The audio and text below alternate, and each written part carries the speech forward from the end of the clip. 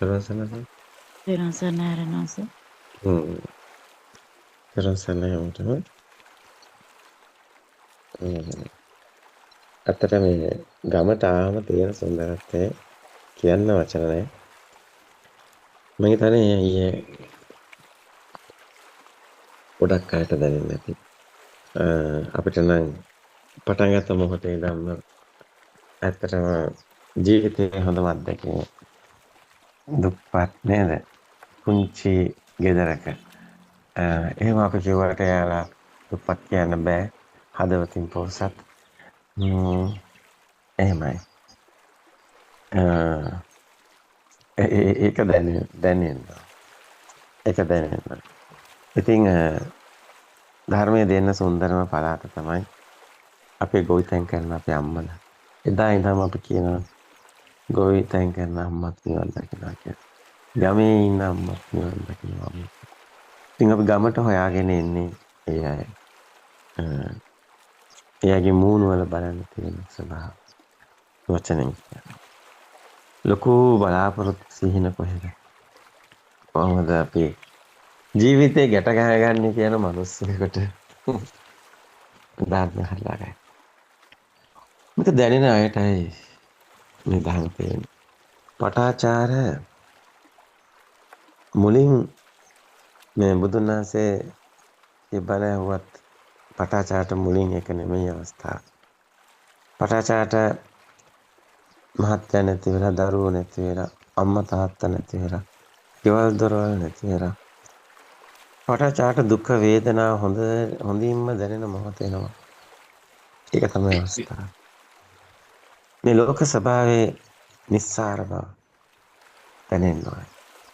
අර දැනෙන කෙනාටයි මග තියෙන්නේ. ඉතින් ඔබට කොයිතරම් දැනෙනවද? ඒ තරමටම තමයි ඔබේ හදවත සුන්දර දැනෙනවා. ඉතින් අපි මේ ධර්මයේ දේශනා කරනකොට උනා ඔබ ඉදිරිපිට ඉන්න කෙනාගේ හදවතට දැනෙන ඒ වේදනාව දුක කඳුල ඔබටත් දැනෙනවා. හැම මිනිස්සෙක්ම කොච්චර hina වුණත් කොච්චර සතුටින් හිටියත් හදවතේ වේදනාවක්. සමහර අය ගොඩක් hina වෙනවා. දුක කියාගන්න ක්‍රමයක් නැති නිසා. සමහර අයගේ මූණේ තියෙන hinaව දැක්කම අපිට හිතෙනවා අතුලාන්තේ කොයිතරම් දුකක් ඇත්ද කියලා. නමුත් බැලුමට පේන්නේ hina. නමුත් අතුලෙන් සැඟවුණු ඒ දුක් කින්න පේන්නේ. හැම මිනිස්සෙක්ම මෙහෙමයි. රැවටෙන්න එපා සිනාවට. කිමි දෙන්න හදවතටම ගැඹුරට. එතන ඇති දුක කඳුල. ඒක දැක ගන්න ඔබ දක්ෂ වෙන්න. එතනයි මේ භගතිය.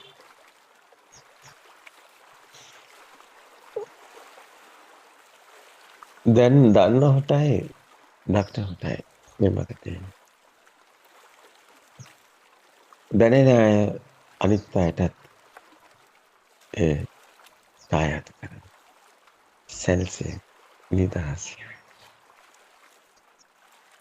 ගිනි ගත්ත කෙනෙක්ගේ ගින්න නිවෙනකොට දැනෙන සැනසීම. ගින්න නිවුණු කෙනෙක් තමයි දැනෙන්නේ. අවංකවම එවැනි අය අපහතර සිටින.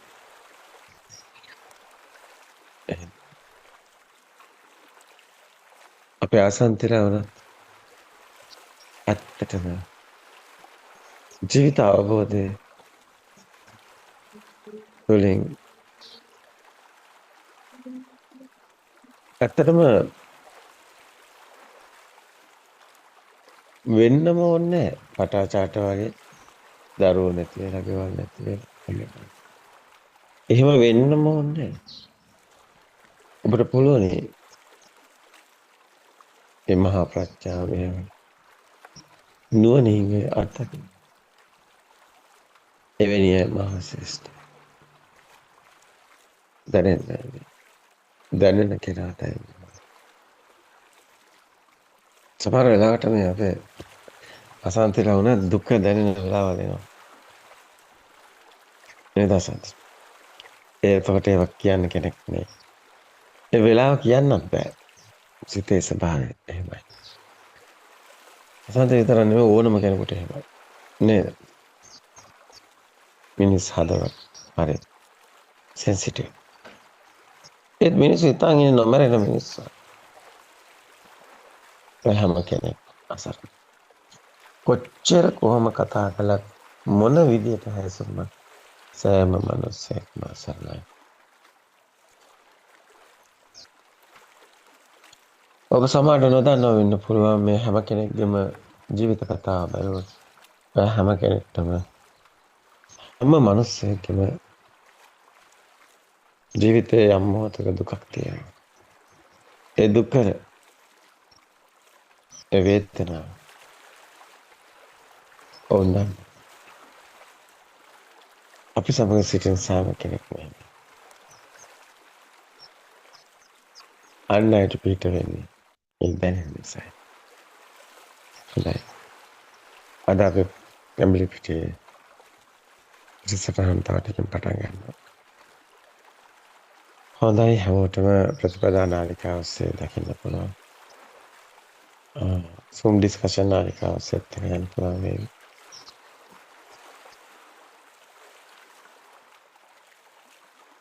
මානින් නැගේ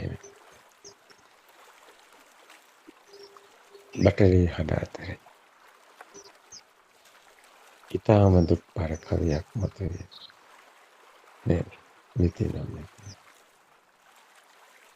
ඈත ගම්මානවල වේදනාව කඳුල ඒවත් එක්කම දියවලා සවා දහමට බත්තෝන් හත පරිසංගිත